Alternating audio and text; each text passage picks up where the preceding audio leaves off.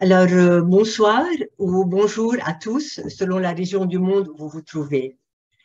Le développement exponentiel de l'intelligence artificielle nous contraint à être autrement intelligents, dit Michel Serres, et à relancer notre carrière d'humain, selon Idriss Aberkan.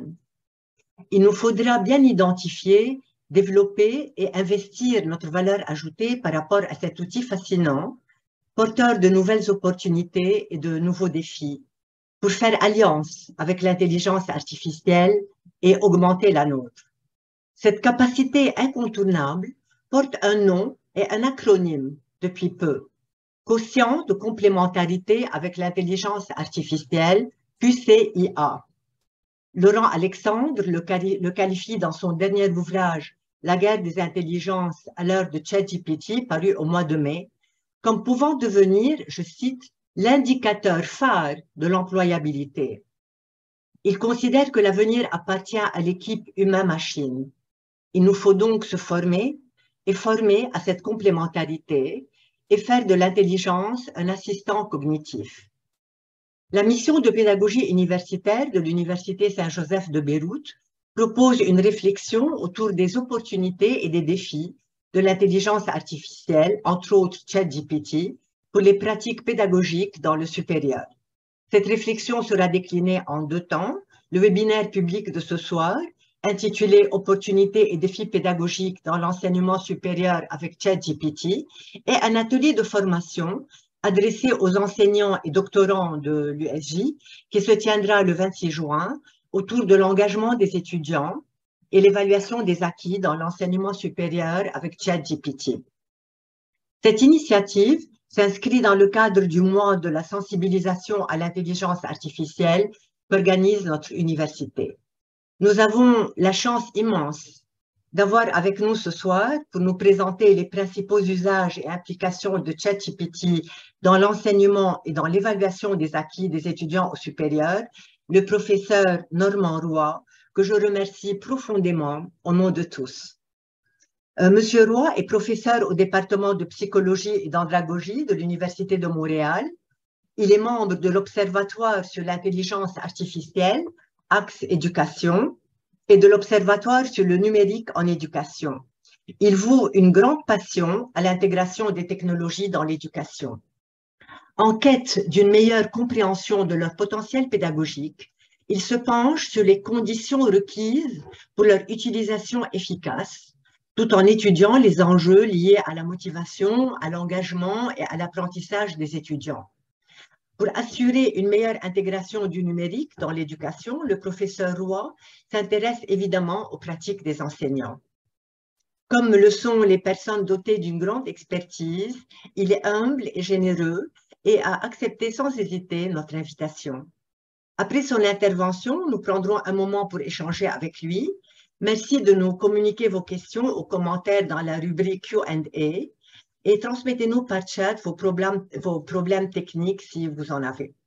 Alors, cette séance est enregistrée et vous recevrez par mail le lien pour accéder à la vidéo. Professeur Roy, la parole est à vous. Nous sommes très heureux de vous écouter. Un grand merci et merci pour cette belle présentation. Donc, bonsoir à tous et à toutes. Moi, c'est la journée, je sais que c'est la soirée chez vous. Je vais me permettre mon partage d'écran. Sachez d'entrée de jeu que la présentation sera disponible ensuite pour le téléchargement ou par de votre côté, je vais vous transmettre le fichier PDF et la présentation sans problème. Donc, je partage mon écran. Et voilà. Vous devriez voir mon écran, Nada. Est-ce que ça fonctionne bien? Oui, oui, c'est parfait. Excellent. Donc, ChatGPT en éducation, j'aurais pu nommer la présentation l'intelligence artificielle générative parce qu'effectivement, je vais parler un peu plus de ChatGPT, mais en sachant maintenant, aujourd'hui, on est rendu, il y a beaucoup plus d'outils que ChatGPT. On va y revenir. Ma présentation elle a déjà été faite. En fait, je m'appelle Normand Roy, je suis de l'Université Montréal comme j'ai été présenté. Je pourrais ajouter également que je fais partie de deux grands regroupements, soit le Centre de recherche interuniversitaire sur la formation et la profession enseignante, qui regroupe plus d'une centaine de chercheurs à travers le Québec, le Canada et le monde également, qui s'intéresse vraiment à la profession enseignante, donc comment justement on forme nos enseignants, mais également quelles sont les pratiques de nos enseignants dans les milieux pratiques. Et également, je suis directeur du groupe de recherche qui s'appelle le GRIPTIC, qui regroupe 20 chercheurs qui s'intéressent précisément au numérique en éducation. Donc, certains sont davantage chez les plus jeunes, chez les plus vieux, mais vraiment, ce sont 20 chercheurs et chercheuses du Québec, d'à peu près toutes les universités du Québec, francophones et anglophones, et on s'intéresse vraiment à la valeur ajoutée, ou en tout cas au questionnement sur le numérique en éducation.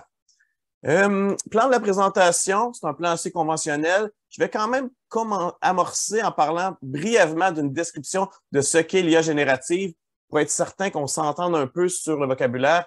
Je tiens à le préciser, je ne suis pas un spécialiste en informatique. Je viens vraiment des sciences de l'éducation.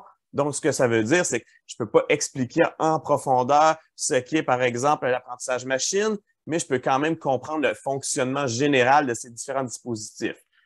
Parfois, j'ai des questions plus précises. Je n'ai pas la réponse à tout, vraiment. Je ne suis pas quelqu'un qui peut programmer un algorithme d'intelligence artificielle. Toutefois, je suis capable de discuter avec quelqu'un qui est capable d'en programmer un. Donc, c'est vraiment à ce niveau-là que la présentation se situe.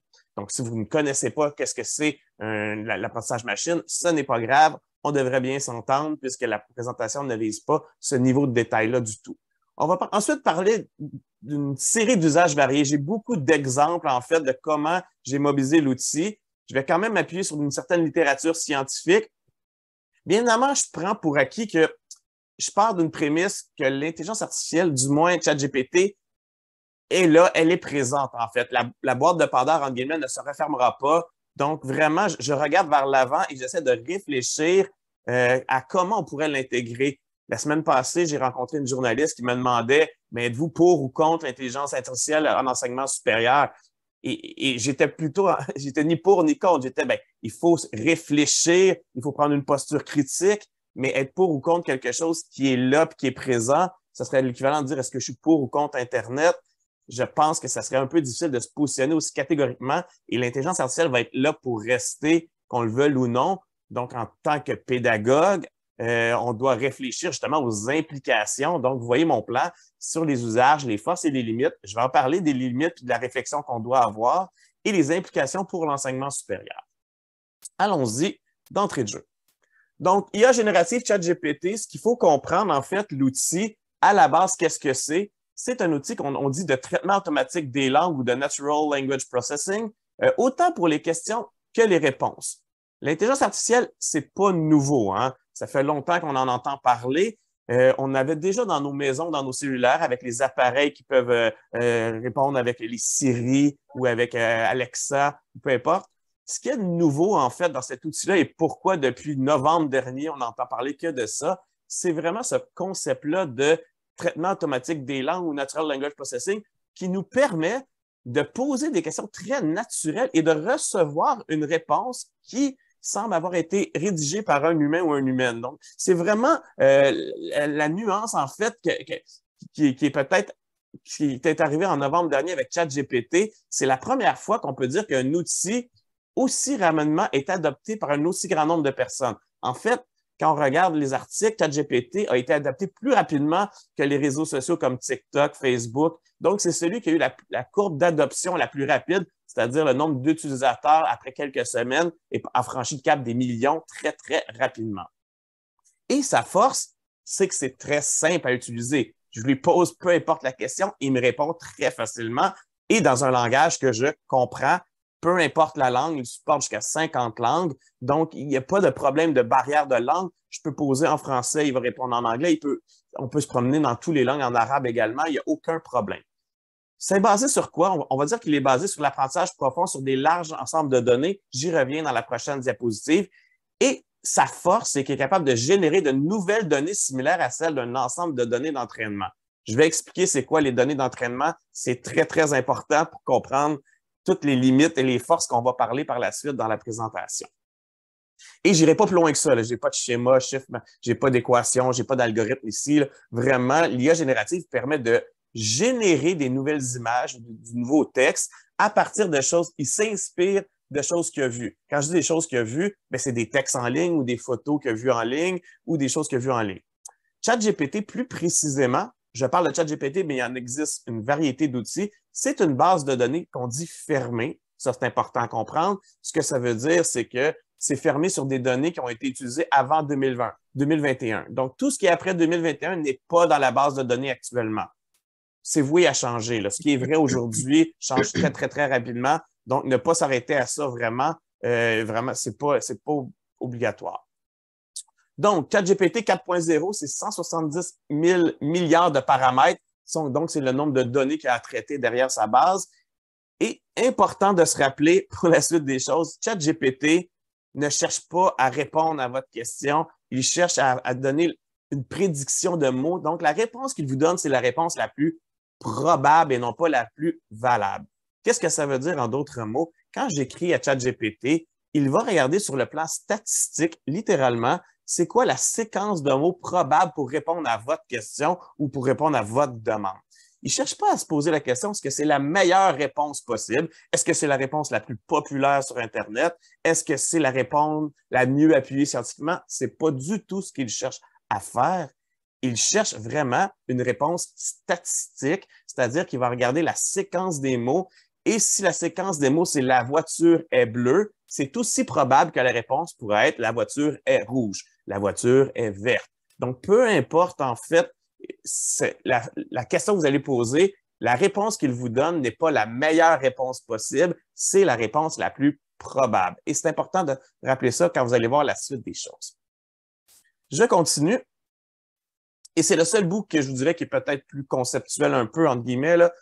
Un peu de vocabulaire pour s'entendre. Pourquoi je le présente? J'ai fait une conférence similaire il y a quelques mois, puis c'était des questions qui revenaient assez souvent. C'est quoi des données d'entraînement?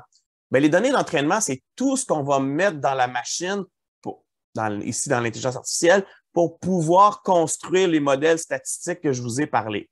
Important ici, si je lui donne la mauvaise information, puis je l'entraîne sur des mauvaises informations, bien, ce qui va me rendre, c'est aussi de la mauvaise information. Donc, les données d'entraînement ont une grande importance. Ici, ChatGPT a utilisé des données pré-2021 et c'est vraiment l'ensemble d'Internet qui a été utilisé pour créer des données.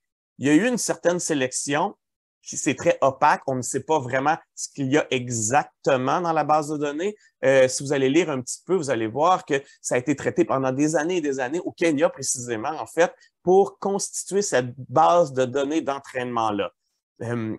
D'un côté, ici, on est face à une base de données très opaque, mais quand on va y réfléchir un peu plus loin dans mes présentations, on va pouvoir se questionner sur, bien, si on avait des bonnes données d'entraînement ou des données d'entraînement scientifiques, on peut imaginer que nos modèles vont devenir non seulement, ils vont pouvoir proposer des réponses probables, mais des réponses encore plus valides puisqu'on va avoir trié ce qu'on met dans les données d'entraînement. Ici, le tri a été fait davantage sur le plan de la légalité ou sur les informations qu'on voulait mettre, mais OpenAI, qui est la firme qui a fait ces données d'entraînement-là, qui a sélectionné les données d'entraînement, n'a pas donné tant de détails que ça sur ce qu'il y a derrière le modèle.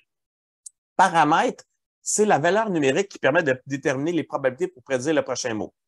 Ici, vraiment, je ne peux pas aller très loin là-dedans. Ce que je peux vous dire, par exemple, c'est que, comme je vous ai donné dans mon exemple tantôt, peu importe la question qu'on pose à ChatGPT, il va tenter d'y répondre, mais c'est une réponse probable. Hein? Donc, il y a plusieurs réponses probables parce que lorsqu'il va le regarder dans son arbre de réponses, bien, ça se peut qu'il va changer le choix du verbe, le choix du mot, et c'est ce qui fait en soi une puissance à l'outil. Parce que pour la même question, si on est 10 personnes qui posent la même question, nous aurons 10 réponses différentes parce qu'elles sont tous aussi probables l'une que l'autre dans le modèle prédictif, en fait, ou approximativement probables. Ce que ça veut dire, c'est que si je lui demande de m'écrire un texte sur un sujet X, ben, puis que l'autre personne à côté de moi demande la même question, la forme du texte va varier d'un utilisateur à l'autre, bien que le contenu va être très similaire dans l'organisation, parce que c'est très probable qu'on ait, si je lui demande les 5 arguments pour l'énergie nucléaire, par exemple, bien dans ce cas-là, il va me donner 5 arguments. C'est assez probable qu'il va nous donner toujours les 5 arguments dans le même ordre, mais la réponse, le texte qu'il va nous fournir va être assez différent d'une personne à l'autre, puisqu'il va changer la structure des phrases, il va changer le temps des verbes, tout simplement parce qu'il s'agit de toutes des réponses aussi probables les unes que les autres. Donc, les paramètres, plus il y en a, plus il va y avoir de la variété dans la réponse, moins il y a de paramètres, moins il y a de variabilité dans la réponse. Tantôt, je vous ai dit qu'il y avait 170 000 milliards de paramètres. ça vous dit justement que bien, chaque réponse va être très différente. Si un modèle avait très peu de paramètres, ben ça donnerait des réponses qui sont très, très similaires et avec la forme et la structure de la phrase. Et base de données fermée, pour que ça soit clair, c'est que l'ensemble des données d'entraînement n'intègre pas de nouvelles informations. Pourquoi c'est important? Ben, ça veut dire que tout ce que les utilisateurs font en ce moment ne modifie pas la base de données d'entraînement. Donc, en ce moment, et je le dis bien en ce moment, l'intelligence artificielle ChatGPT n'apprend pas de vous. Bémol ici, il apprend vos requêtes qu'on dépose sur ChatGPT sont utilisées par la compagnie dans une autre base de données, mais ChatGPT ne modifie pas son modèle d'entraînement, il ne modifie pas sa base de données en fonction de vos questions. Donc, par exemple, si je voulais lui ajouter une nouvelle information en lui disant « Non, ça c'est faux, voici la bonne réponse à quelque chose », ça ne changera rien pour la personne à côté de vous. La personne à côté de vous n'aura pas cette nouvelle information-là. Petite parenthèse, ChatGPT peut apprendre à l'intérieur d'une discussion donnée avec un utilisateur donné, mais quand je parle de la base de données puis du modèle d'entraînement, ça ne varie pas. Vous allez voir, ça va devenir plus clair. Là, ça paraît technique. Là, mes 10 premières minutes sont quand même assez techniques, mais on va passer à un paquet d'exemples vraiment, mais je voulais m'assurer qu'on ait compris la base de ChatGPT parce que tout ce que je viens de nommer va avoir des implications importantes sur l'enseignement et l'apprentissage. En éducation acquise, qu'est-ce que ça peut changer? Je vois les trois morceaux les plus importants. En tout cas, les étudiants et étudiantes, il y a des changements. Le personnel enseignant, conseiller pédagogique, ingénieur pédagogique, et aussi, il pourrait avoir des effets sur l'organisation. J'en traiterai pas du tout aujourd'hui des effets sur l'organisation, mais on pourrait penser, par exemple, tout ce qui est service aux étudiants comme réponse aux étudiants. L'IA générative pourrait accompagner les demandes de bourse, pourrait accompagner le recrutement à l'international. Il pourrait avoir un gros modèle d'IA générative il y a toute une littérature là-dessus sur comment les organisations peuvent être transformées par l'IA. Je ne l'aborde pas aujourd'hui. Aujourd'hui, je m'intéresse aux étudiants et au personnel enseignant et à la notion d'apprentissage, enseignement et évaluation. C'était vraiment l'angle qu'on voulait aller. Donc, j'ai fait une longue prémisse pour être sûr qu'on ait le même vocabulaire parce que là, maintenant, je vais y aller dans les exemples. Qu'est-ce que nos étudiants... Là, j'hésitais entre commencer par nos étudiants versus nos enseignants. J'ai choisi de commencer par les étudiants ou les élèves ici, là, mais j'aurais pu commencer dans l'autre. Qu'est-ce que nos étudiants peuvent faire avec un tel outil? Puis comment pourraient-ils apprendre avec ça? Et là, oui, il y a des dérapages possibles. Les médias en ont parlé beaucoup. Je vais y revenir, inquiétez-vous pas, des dérapages possibles. Mais là, je me place dans une posture de est-ce qu'on peut mobiliser cet outil-là avec nos étudiants pour les aider à apprendre, faciliter l'apprentissage et trouver une façon de justement les former, eux, à l'utiliser? Et après, on parlera plagiat, évaluation et tout ça. Là, mais donc, aide à l'idéation, remue-ménage, nous aider à faire un plan de travail, aide à la compréhension. Il est très, très efficace pour l'outil, l'intelligence artificielle générative. Sa force, c'est d'écrire du texte clair et concis. C'est vraiment ça, sa force à l'outil, en fait. Il ne cherche pas à répondre à votre question, mais il est très, très fort pour vulgariser, pour traduire, résumer des textes. Et c'est du langage naturel. Il écrit bien, c'est ça, le modèle qui est derrière ça.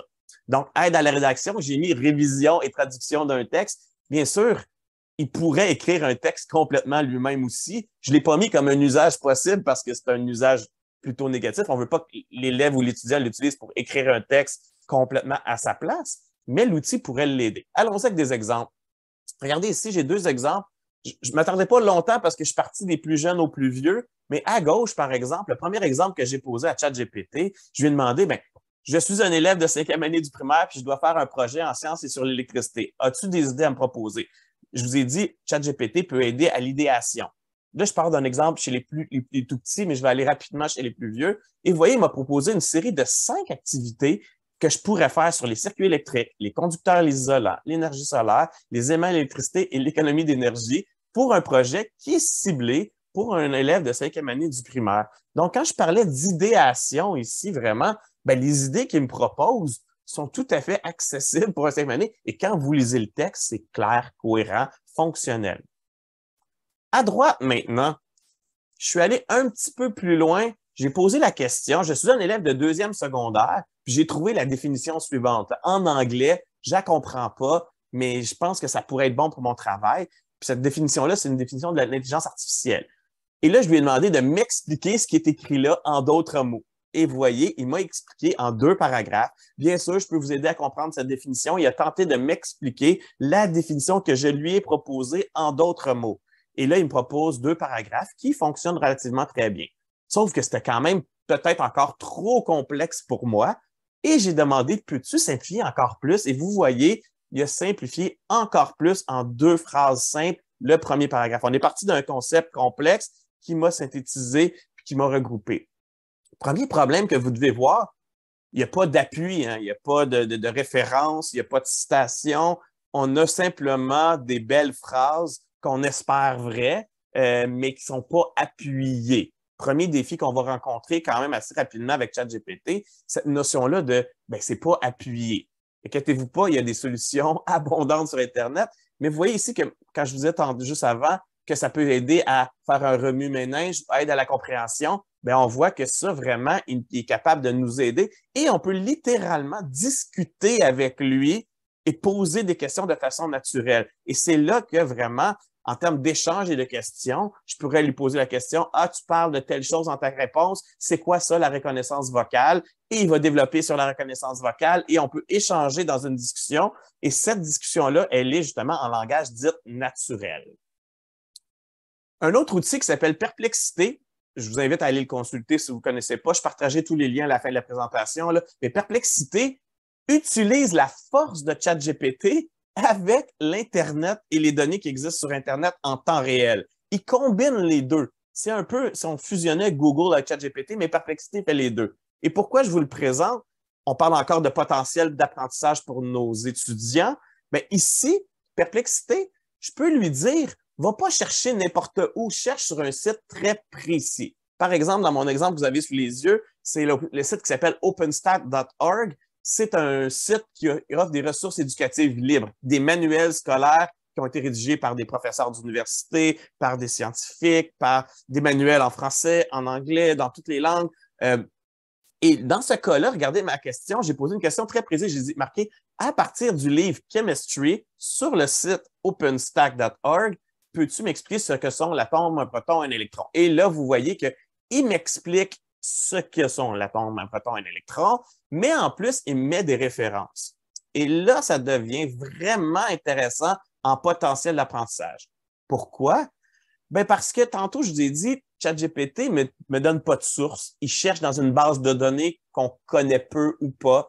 On ne sait pas trop sur quoi il s'appuie lorsqu'il donne ses réponses. On sait qu'il a tendance à donner des réponses qui sont crédibles, mais on ne sait pas sur quoi il s'est appuyé. Alors que Perplexité, lui, peut s'appuyer sur des ressources qui existent déjà. Et les ressources éducatives libres, c'est des ressources, il y a des livres, des manuels, il y en existe beaucoup sur Internet.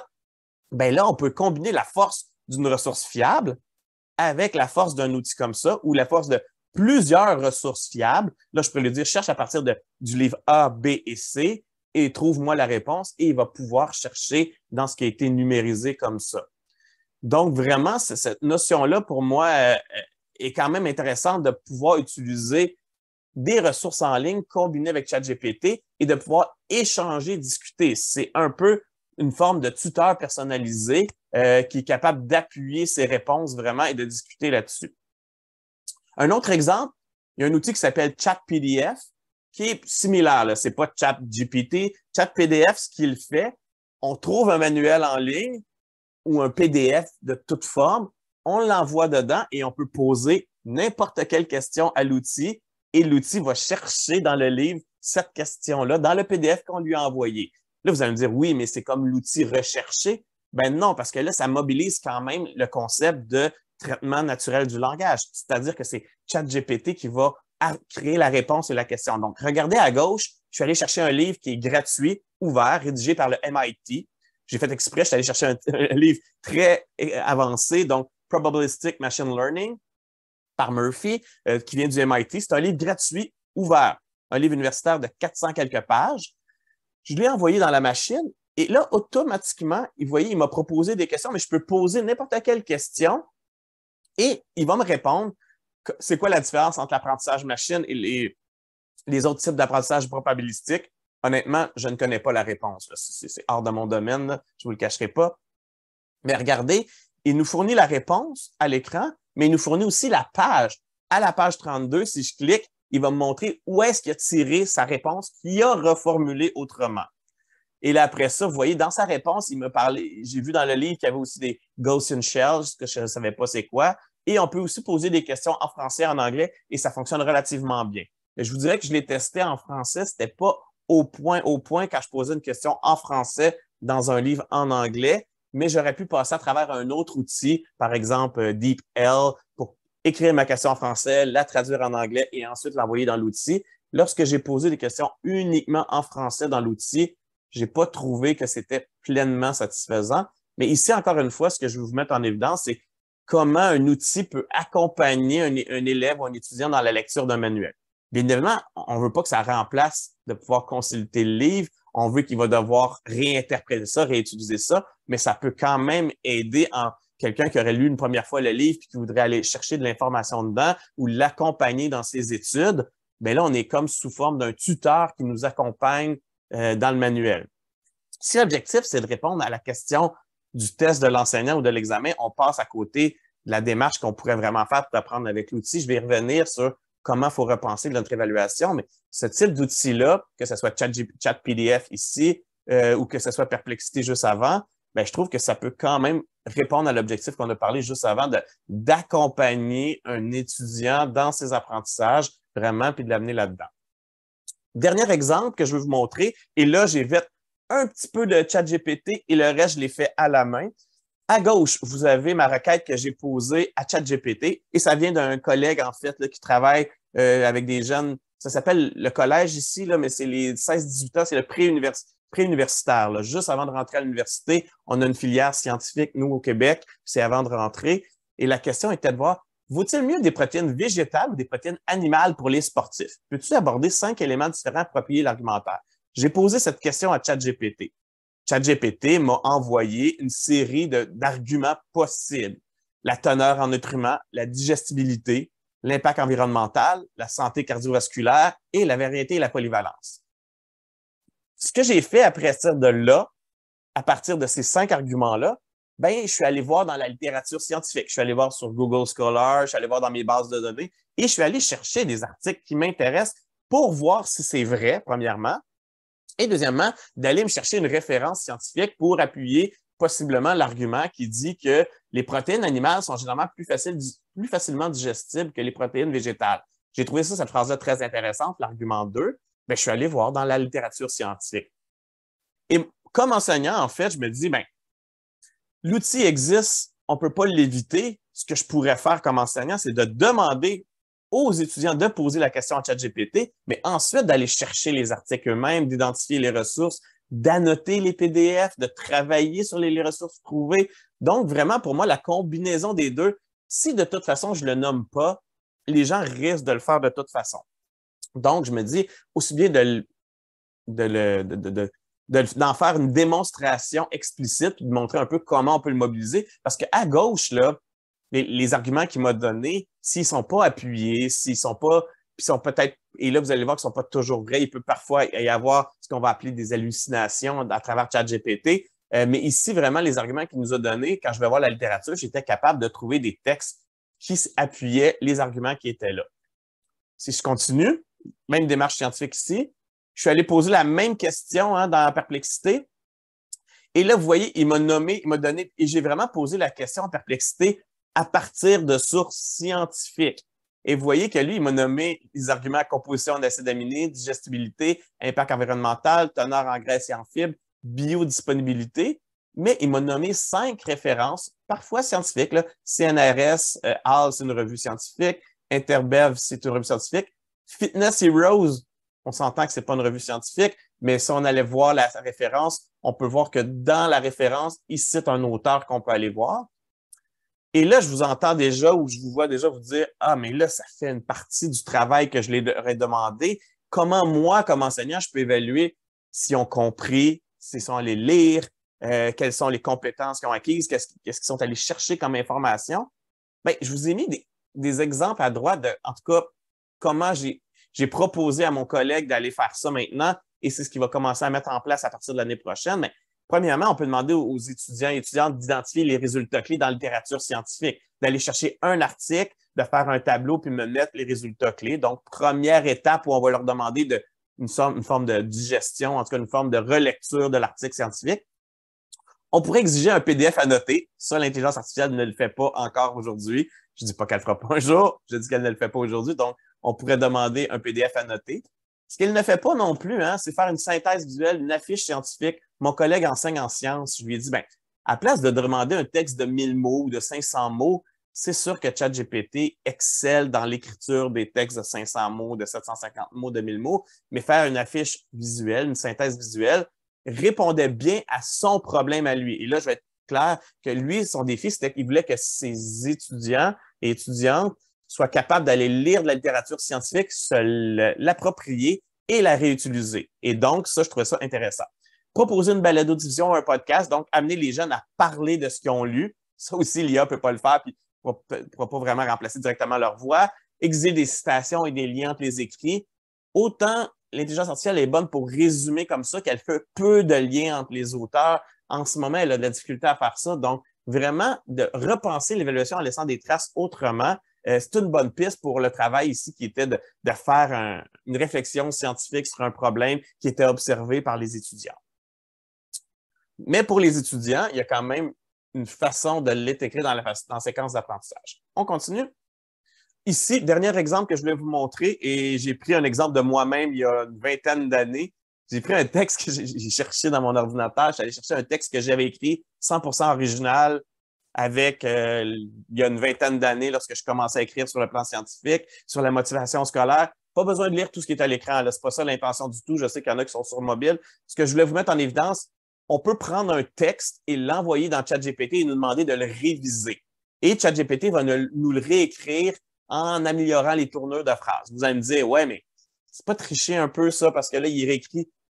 Et là, la question qui se pose, c'est est-ce que Antidote, je sais pas si vous avez Antidote, mais peu importe les outils qui nous permettent de réviser nos textes, ils nous aident. On est comme enseignant, je suis content quand un texte m'arrive et qu'il y a moins de fautes possibles dedans. ChatGPT fait pas juste corriger les fautes, il a tendance à reformuler également. Mais où je veux vous montrer l'intérêt, ici, il a reformulé plein de phrases, des tournures, mais j'ai demandé à ChatGPT de m'expliquer ce qu'il a retravaillé dans mon texte et ça a donné ceci. Et vous voyez, il me dit l'ancien texte, le nouveau texte et il m'explique pourquoi il a reformulé ma phrase. Et quand j'ai lu ces explications, j'ai comme fait, il a tout à fait raison. La force de ChatGPT, c'est d'écrire du texte. Donc, par exemple, la première phrase, l'étude de la motivation scolaire reste encore un sujet d'étude avec beaucoup de possibilités. J'ai pris mon texte tel quel et sa nouvelle phrase, c'est l'étude de la motivation scolaire demeure un sujet de recherche avec de nombreuses possibilités. Vous voyez qu'il a changé beaucoup de pour nombreuses, puis il a changé aussi sujet d'étude pour sujet de recherche. Et il explique qu'il y avait une répétition, hein, parce qu'il y avait 2 fois le mot étude dans la même phrase.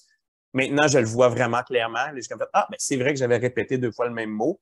Et même chose dans la deuxième phrase ici, il a formulé autrement, il a enlevé le mot très pour éviter une redondance excessive. Il a aussi reformulé la phrase pour améliorer la fluidité de la lecture. Et il a changé la phrase « Nous nous apercevons par « il est évident » pour renforcer le ton et la clarté. Donc, il a changé quelque chose dans ma phrase pour rendre le texte plus clair. Donc, il peut m'expliquer les changements qu'il fait et m'accompagner là-dedans, ce qui, à mon avis, est quand même assez intéressant pour des étudiants qui sont en processus d'apprendre. Si un étudiant l'utilise pour rédiger à sa place, bien évidemment qu'on passe à côté de l'apprentissage. La position que j'ai prise ici, c'est de me dire comment l'outil peut aider mes étudiants et étudiantes à écrire mieux, à rédiger du texte, ces choses-là. Donc, j'entends déjà les dites, comment je vais différencier le vrai du faux. J'ai pas les solutions à tout. J'essaie de me pousser en me disant comment, et si l'étudiant doit me rendre des comptes de qu'est-ce qui a été modifié dans le texte, qu'est-ce qu'il a retravaillé avec, ben, en fin de compte, il a appris à écrire un meilleur texte quand même, et ça, j'en suis heureux. S'il n'a que demandé à ChatGPT d'écrire le texte pour lui, là, effectivement, on est beaucoup plus proche de ce qu'on pourrait considérer comme du plagiat. Et ça, c'est un comportement qu'on veut éviter. Mais c'est pas ChatGPT qui l'a inventé. C'était présent avec Wikipédia ou Internet ou les travaux de nos collègues ou les sites de partage des travaux qui existent déjà. Il n'y a rien de nouveau là. Ce qu'il y a de nouveau, c'est que ChatGPT est capable d'écrire un texte presque original qui est plus difficile à détecter. Ça, c'est un autre problème. Pour les enseignants, vous me voyez me venir, on est dans la même lignée, hein, des usages. L'outil peut m'aider à préparer, à créer des contenus, aider à de l'évaluation. Et j'ai mis aide à la correction avec un astérix parce qu'effectivement, on ne veut pas se retrouver avec un IA qui va noter nos apprenants. Puis vous allez voir qu'il y a des études qui commencent à sortir là-dessus. Je vais vous en partager une à la fin. Je vais passer un peu plus vite sur certains points pour pouvoir arriver vers les volets plus liés à l'évaluation et aux limites. Donc, comment l'IA peut nous aider au design pédagogique? J'ai repris le modèle ADDIE. C'est un modèle qui sert au design pédagogique en formation à distance, mais qu'on peut appliquer au design pédagogique d'à peu près tout. Mais l'IA peut vraiment nous aider à toutes les étapes de l'analyse, au design, au développement, à l'implémentation et à l'évaluation. Je passe vite sur cette diapositive-là pour me concentrer sur les autres. Exemple concret. Ici, j'ai demandé à l'intelligence artificielle, « Hey, je veux monter un nouveau cours sur le développement durable en éducation. » Là, vous allez me dire, il y a beaucoup de texte à ma diapo, là, je le résume. Mais il m'a proposé un cours en 5 semaines qui était divisé de l'introduction au développement durable, les piliers du développement durable, comment ça se passe dans les établissements scolaires, la sensibilisation et la mise en place d'un projet.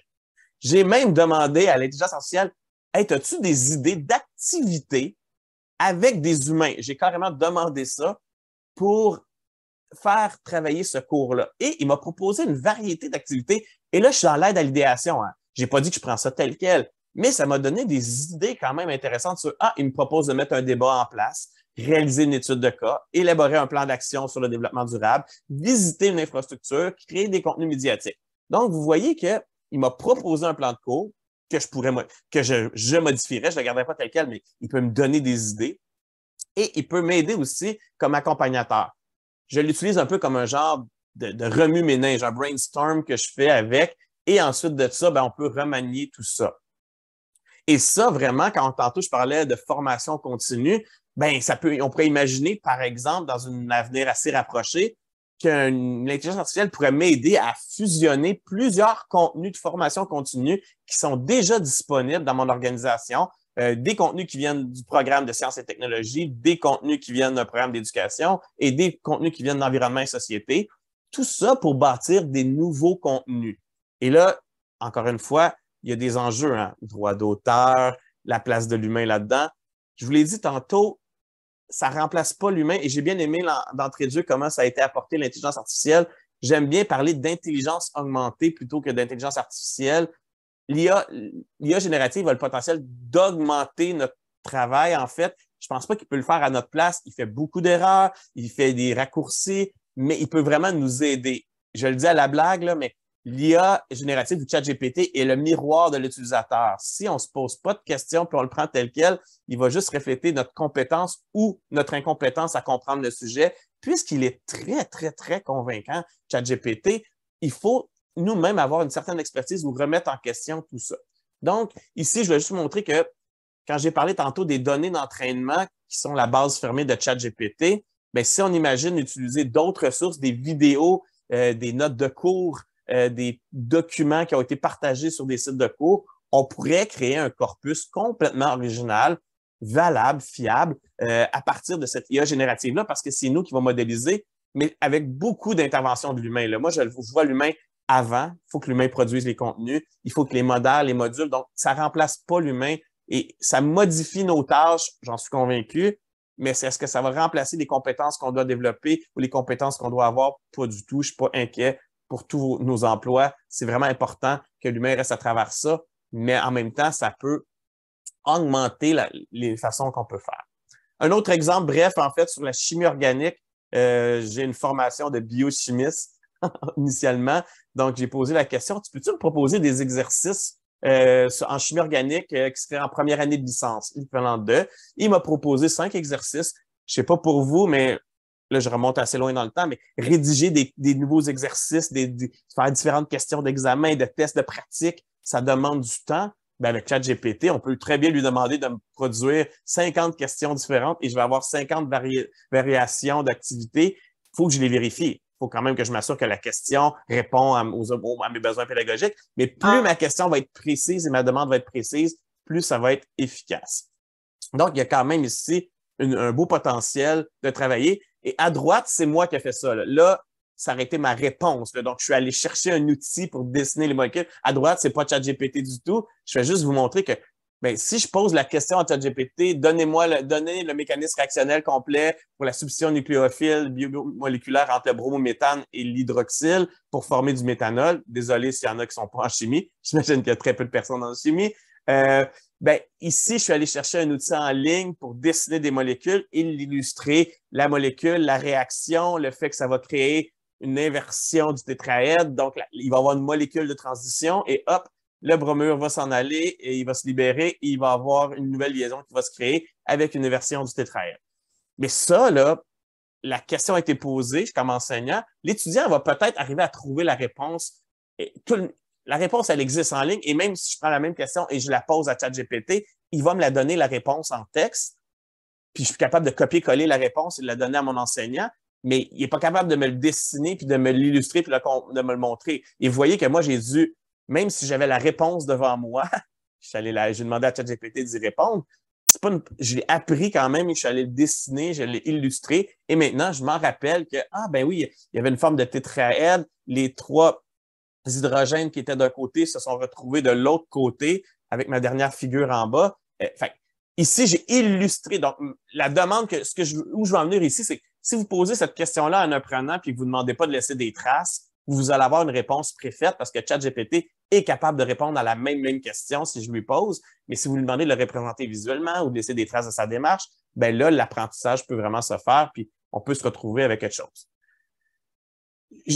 J'entends quand même les défis qu'il peut y avoir pour certains domaines où on veut travailler la compétence scripturale à écrire un essai en philosophie, par exemple, que là, effectivement, il va falloir repenser certaines évaluations. J'ose croire que je ne veux pas revenir au papier-crayon dans la salle de classe, mais pour certaines activités, j'ai l'impression qu'il y aura une nécessité de faire davantage d'activités en présence. J'ai vraiment pas la réponse à tout. J'ai pas tenté de repenser toutes les évaluations, mais je pense que ça va devoir nous demander collectivement de repenser certaines évaluations en disant quelle est la compétence visée, puis même l'expliciter à nos apprenants en disant, étudiants, en leur disant, ben voici pourquoi je vous fais faire ça, c'est parce que vraiment, cette étape-là, je vais vous faire travailler ça. Autre exemple très bref ici, un auteur du Québec, Michel Tremblay, Les Belles-Sœurs, ben je manquais d'idées pour poser des questions, c'est pour voir si mes élèves ont lu le livre. Ben voici, j'ai demandé à ChatGPT, peux-tu me poser une liste de questions précises sur ce livre-là? Et effectivement, les questions sont très bonnes, je les ai validées, je connais le livre, donc je suis capable de savoir si ce sont des bonnes questions et il peut m'aider à faire un quiz de lecture, par exemple. Je vais passer ça. Et sachez que, tu sais, ChatGPT, tantôt, je vous l'ai dit, il est très bon pour écrire. Ben, il y a des auteurs qui ont testé jusqu'à quel point il était bon. Ils ont envoyé un texte scientifique à une revue, Innovation in Education and Teaching International, et ils ne l'ont pas dit. Le texte a été rédigé par ChatGPT. Il a été peaufiné un peu par les auteurs. Ils ont rajouté des références à gauche et à droite, mais il a été rédigé en grande partie par ChatGPT. Et effectivement, il est évalué par 3 personnes externes et il a été vu comme acceptable et il a été publié. Et à la suite de ça, les auteurs se sont rétractés en disant ben, c'est un texte ChatGPT, on voulait juste vous montrer que c'était possible. Et là, ça a quand même posé la question de ben, moi, comme enseignant, comment je peux voir ça? Qu'est-ce qui a été fait par ChatGPT? Qu'est-ce qui a été fait par moi? Il y a quand même certaines pistes possibles, mais tout n'est pas gagné encore aujourd'hui. Je pense que ça passe davantage par une redéfinition de la tâche que par essayer de faire une course à l'armement anti-plagiat. Plus les outils anti-plagiat vont être efficaces, plus les outils pour rédiger vont être efficaces. Donc, je ne suis pas sûr que cette course-là se gagnera un jour, mais si on repense le type de demande ou d'activité, de qu'est-ce qu'on veut avoir, ben ça va passer par là davantage. Exemple ici, pourquoi? Et là, on tombe là, je m'en vais vers les limites et les problèmes de ChatGPT. Ici, j'ai demandé à ChatGPT de m'écrire un texte scientifique appuyé par des auteurs. Donc, à gauche, il m'a écrit un beau texte très bien rédigé, en ayant même des références citées. Là. Si vous regardez à gauche, brièvement, il y a même des guillemets, puis on cite des auteurs précis, mais 100% de ce qui est dans le texte est faux, en fait. Les auteurs n'existent pas. Ce sont tous des auteurs inventés. On appelle ça des hallucinations. Qu'est-ce que ça veut dire? C'est que ChatGPT, là, je vous l'ai dit tantôt, il ne s'intéresse pas à savoir si ce qui est écrit est vrai ou est faux. Il cherche vraiment à vous donner une réponse probable. Donc, est-ce que c'est probable qu'il existe un texte écrit par quelqu'un qui s'appelle Brouillette et qui s'appelle Applying Artificial Intelligence and Machine Learning in Medical Education. C'est logique que peut-être qu'il y a un texte qui a ce nom-là. Donc, il n'a pas cherché sur Internet rien de ça. Il a simplement inventé des auteurs et des choses. Et là, on a un gros problème parce qu'effectivement, 100% de ces références-là sont fausses, mais le texte est très crédible. N'importe quel étudiant qui va lire le texte à gauche, même quelqu'un qui n'est pas du domaine va se dire « ça a donc bien du bon sens que Wilton a dit ça, puis je vais aller voir Wilton à droite ». Mais Wilton n'existe pas, ce texte-là, même s'il y a un DOI décrit, ça n'existe pas. Cherchez toutes ces références-là, ça n'existe pas. Et là, je tombe dans les hallucinations pour m'en aller vers la fin de ma présentation sur tout ce que ChatGPT peut halluciner un peu. Regardez en haut à gauche, j'ai demandé à ChatGPT de me proposer une recette avec des œufs de vache et il me propose une omelette à base d'œufs de vache. Il ne s'est pas posé la question est-ce que ça existe ou pas. Il s'est juste dit ben voici une réponse probable à la question qui a été posée. Il ne s'est pas dit la question est-elle valable ou pas, ou était fun ou pas. Même chose en bas à gauche, je lui ai demandé de me réciter le poème Soir d'hiver d'Émile Nelligan. Il me cite un poème, c'est pas du tout le poème d'Émile Nelligan. Il a inventé un poème, alors que pourtant, quand on cherche partout sur Internet, ce poème-là est très populaire. À droite, dernier exemple, un peu rigolo que je faisais dans le début des années 2000, la pieuvre arboricole, ça serait une pieuvre qui existe dans les arbres. Là, j'ai posé la question, il m'a dit « Ah, ben, je pense pas qu'il y a un animal qui s'appelle pieuvre arboricole. » J'ai dit « Pourtant, j'ai trouvé des photos sur le sujet, tu es sûr? » Et finalement, j'ai convaincu ChatGPT que la pieuvre arboricole, c'est une espèce très rare et peu étudiée, mais elle a été documentée par des scientifiques. Je vous prie de bien vouloir accepter mes excuses pour cette erreur. Je reste à votre disposition pour si vous avez d'autres questions. Donc, vous voyez que ça ne dérange pas. Il veut nous faire plaisir. Il est prêt à se faire convaincre. Donc, il est le reflet de ma naïveté ici. J'étais convaincu que les pieuvres arboricoles existaient. Je suis allé chercher sur Internet. J'ai trouvé une photo. Je lui ai envoyé et il semblait fortement d'accord avec moi. Les risques de ChatGPT, ils sont multiples. Il a tendance à vouloir confirmer ce que je lui dis. Il a tendance à vouloir faire un faux consensus parce qu'il répond précisément à votre question. Ça ne dérange pas s'il y a des pour et des contre. Il va répondre dans l'angle que vous lui avez posé.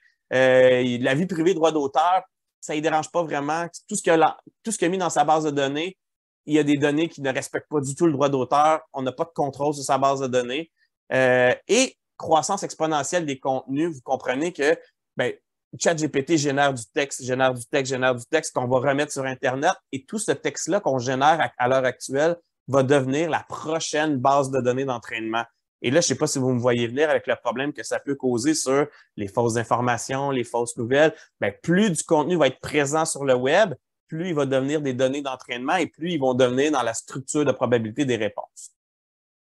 Quelques usages, je vais passer ça ici, mais sachez qu'on l'a utilisé pour accompagner des étudiants en algèbre. On s'est aperçu que les conseils donnés fonctionnaient bien par ChatGPT, mais que l'humain, les conseils avaient un effet plus positif, avaient plus d'effet par les humains. Donc, oui, ChatGPT pouvait aider les élèves, les étudiants, mais les humains avaient plus d'effet pour la réussite. On détecte difficilement le plagiat par l'IA. ChatGPT détecte ses propres textes, mais seulement en langue anglaise. Dans les autres langues, ça marche plus ou moins. Puis dès qu'on retravaille, c'est pas la solution. Le seul texte que je vais vouloir conclure là-dessus, puis après, je vais regarder les questions s'il y en a, mais la rétroaction enseignante, il commence à avoir beaucoup d'études sur comment on peut l'utiliser en enseignement. Puis vous voyez qu'ici, on s'est aperçu, on a comparé pour des textes similaires, comment ChatGPT donnait une rétroaction sur le texte ou sur la réponse des étudiants versus comment l'enseignant. Première chose positive, ChatGPT fournissait des réponses plus élaborées et plus complètes. Et en passant, cet article-là a été écrit quand même par une des figures de proue, là, ça vient de l'équipe de Dragan Gacevic, qui est quand même un des très grands chercheurs en intelligence artificielle dans le monde. C'est un de ses étudiants probablement, mais il était dans la liste des auteurs. Donc, ChatGPT fournit des rétroactions plus élaborées et plus complètes. Pourquoi? Parce qu'il explique, il prend le temps d'expliquer à l'étudiant ce qu'il y a de pas correct dans la phrase ou dans l'idée, alors que l'enseignant a tendance à écrire syntaxe complexe ou attention à telle chose. Donc, les réponses sont très courtes de la part des enseignants. Je fais la même chose en passant, c'est pas un reproche, mais c'est quand on a évalué une centaine de copies, on met des réponses, on met des rétroactions courtes. ChatGPT, lui, ça ne dérange pas de mettre des phrases complètes puis d'expliquer. Sauf que ChatGPT avait tendance à mettre beaucoup de rétroactions très positives aux étudiants, ce qui amenait comme aussi parfois une difficulté entre ça et l'évaluation à la fin, parce que ChatGPT mettait plein de commentaires très longs, très élaborés, même souvent très positifs, alors que l'enseignant n'avait pas tendance à mettre beaucoup de commentaires positifs, seulement de pointer les éléments améliorés. Et ça a un effet, en fait, après ça, sur la perception de son évaluation, parce que des fois, les étudiants associent mal l'évaluation que j'ai obtenue, une lettre B, par exemple, versus le fait que j'ai 25 bons commentaires. Mais pourquoi ça ne fonctionne pas? Ici, dans mon exemple, ChatGPT n'a pas noté les travaux, là. Il a donné des rétroactions. Donc, l'étude a quand même montré qu'en termes de rétroaction formative, on y voyait quand même un potentiel pour les très grands groupes, des rétroactions de premier niveau, mais on voit quand même qu'il y a comme une ligne intéressante vers comment l'outil peut aider à donner des rétroactions formatives. J'ai fait des tests pour l'évaluation, puis noter, ça marche vraiment, vraiment pas, là. Il note quasiment de façon aléatoire, mais du volet de la rétroaction, il y a une piste intéressante ici. Donc, ici, il y a des pistes vraiment pour intégrer ChatGPT dans l'enseignement. Donc, on amène nos étudiants et étudiantes à réfléchir à ce qui est produit par ChatGPT. On peut demander de comparer ce que ChatGPT a fait à autre chose. D'amener l'étudiant à se soutenir dans son écriture avec ChatGPT. Ce que j'ai fait plus tôt, ça va l'amener à développer son écriture. Et oui, je ne me mets pas la tête dans le sable qu'on peut en faire des usages négatifs. Là. C'est pas là que je m'en vais avec ça, mais je voulais quand même vous montrer que si on essaie de le tourner du côté positif, la boîte de Pandore, elle est ouverte, elle ne se fermera pas. Et pour conclure, en fait, les défis de l'IA générative, bien, effectivement, il faut faire vraiment attention à la perte de compétences dans certains domaines associés. Donc, on ne veut pas remplacer l'écriture humaine, on ne veut pas remplacer la créativité. J'ai des écrivains et écrivaines à l'Université de Montréal qui travaillent justement à voir comment travailler cette créativité-là humaine à travers ça. Donc, on doit réfléchir aux compétences qu'on cherche à développer chez nos étudiants et être explicite là-dessus parce qu'on ne veut pas faire cette perte de compétences-là. Faire attention aux fausses informations ou à la qualité des informations. Bien évidemment, il va y avoir un jour ceux qui l'ont et ceux qui ne l'ont pas, c'est-à-dire ceux qui ont accès à l'IA, ceux qui n'ont pas accès. En ce moment, c'est l'entreprise privée qui mobilise ça. Donc, il y a une question sociale, sociétale, même, je dirais, à réfléchir à l'accès à ça. On ne veut pas créer un grand clivage. Il existe déjà les digital divide, là, cette fracture numérique-là. Ben, l'intelligence artificielle pourrait créer aussi une deuxième fracture, ceux qui ont accès, ceux qui n'ont pas accès. Il y a un volet environnement, infrastructure. Et oui, le droit d'auteur et le modèle financier, hein, parce que tout ce qui alimente ces bases de données-là a été produit par des humains. Comment on fait pour gérer ça? Je n'ai pas la réponse, mais le problème est traité, puis on y réfléchit beaucoup en ce moment. Et il y a comme un changement de posture qu'il va falloir accepter ou des nouveaux rôles. Je dirais que si on prenait une posture où on faisait juste demander des examens avec des longs textes écrits, il va falloir commencer à repenser à autre chose parce qu'effectivement, on peut voir qu'en termes de certaines tâches qu'on pouvait demander à nos étudiants et étudiantes, ben, l'IA va peut-être jouer un grand rôle, mais encore une fois, c'est de se questionner sur c'est quoi les compétences qu'elle cherche à développer et on peut y réfléchir. Donc, pour conclure, vraiment ma dernière diapo, il faut travailler cette littératie de l'IA. Aujourd'hui, c'est un bon début. Donc, et c'est la première fois que c'est le premier pas vers développer une littératie de l'IA chez les gens. On doit travailler nos compétences informationnelles. Il va falloir être plus alerte sur comment valider l'information. La transparence des données des algorithmes, pour moi, en tout cas, il y a un enjeu. Je ne peux pas le régler, ce n'est pas moi qui vais régler ça, mais il y a un enjeu de se dire d'où viennent les données, les algorithmes, le droit d'auteur. Il faut absolument faire ça. Et il va falloir adapter l'offre de formation continue et mettre des mécanismes en place, et c'est commencer dans les universités pour encadrer / supporter les usages de l'IA en enseignement supérieur. Nada, je vais t'activer ton son un petit peu. Excuse, Nada, j'ai désactivé ton son, excuse-moi. J'ai voulu le réactiver, puis tu peux réactiver ton son. Voilà. Voilà, merci beaucoup Normand pour ces réflexions si inspirantes et si fécondantes en tout cas. Je crois qu'on est vraiment mieux outillé pour faire de ChatGPT, en tout cas un assistant cognitif, comme on a dit, et vous avez utilisé même le mot de tuteur pour les élèves. Donc, on a vu de façon très précise dans beaucoup d'exemples que vous avez donnés comment il peut être un tuteur et développer son autonomie aussi dans cette capacité d'autonomie et d'apprentissage continu. En fait, vous avez parlé des rétroactions qui sont plus élaborées, etc. Je crois que c'est très intéressant ce que vous avez dit aussi que le IA, le A, c'est pas seulement artificiel, c'est l'intelligence augmentée. Donc, on a bien vu comment ça peut augmenter effectivement notre intelligence, mais pour cela, il faut se former, comme vous avez dit, la littératie, vous avez dit, de l'intelligence artificielle. Donc, Ça fait partie de la formation que nous devons à nos étudiants, d'abord se former nous-mêmes d'abord, pour justement en faire cet outil métacognitif et cet outil réflexif-là. Donc, on se forme à s'augmenter, en fait, grâce à l'intelligence artificielle et à ChatGPT. Voilà. Et maintenant, je crois qu'on peut vraiment mieux identifier de façon plus précise, un peu plus concrète aussi les opportunités, vous en avez cité de nombreuses, et les défis également avec beaucoup de lucidité. Alors, et vous avez dit aussi quelque chose, moi, qui me semble très important, qu'il est important aussi d'être au clair sur les compétences visées par les apprentissages que nous assurons à nos étudiants et par les évaluations. Donc, on voit que les évaluations, en fait, que les apprentissages peuvent devenir de plus haut niveau et que les évaluations, j'en déduis, il nous faut des modalités d'évaluation avec un seuil de complexité plus grand. Et d'après ce que nous avons vu, puisque la machine peut assurer beaucoup d'éléments, nous rend accessible énormément de données, et c'est absolument passionnant, puisque à partir de toutes ces données, au lieu de perdre son temps à chercher les données, en tout cas, il faudra aussi beaucoup de compétences, comme vous l'avez dit, l'esprit critique pour reconnaître les hallucinations, comme vous les avez appelées, et reconnaître les données pertinentes, celles qui ne le sont pas, pour savoir argumenter entre les données. Vous avez donné des exemples aussi d'approches pédagogiques pour pouvoir argumenter à partir des données qui sont assurées. La reformulation aussi, vous avez dit, à travers la schématisation, les podcasts, etc. Vous avez donné des exemples. Et apprendre l'autonomie, en fait, apprendre à apprendre. On a vu aussi comment ça peut être vraiment un outil pour apprendre à apprendre.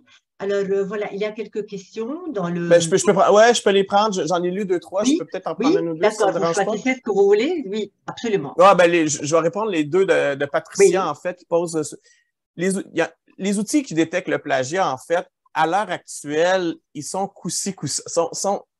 Je suis mitigé, en fait. Je m'explique. Parce qu'effectivement, les outils, il y a des outils qui détectent, qui s'appellent ChatGPT Zero, par exemple. Il y en a plusieurs qui cherchent à détecter si ça a été rédigé ou pas par un outil de l'IA.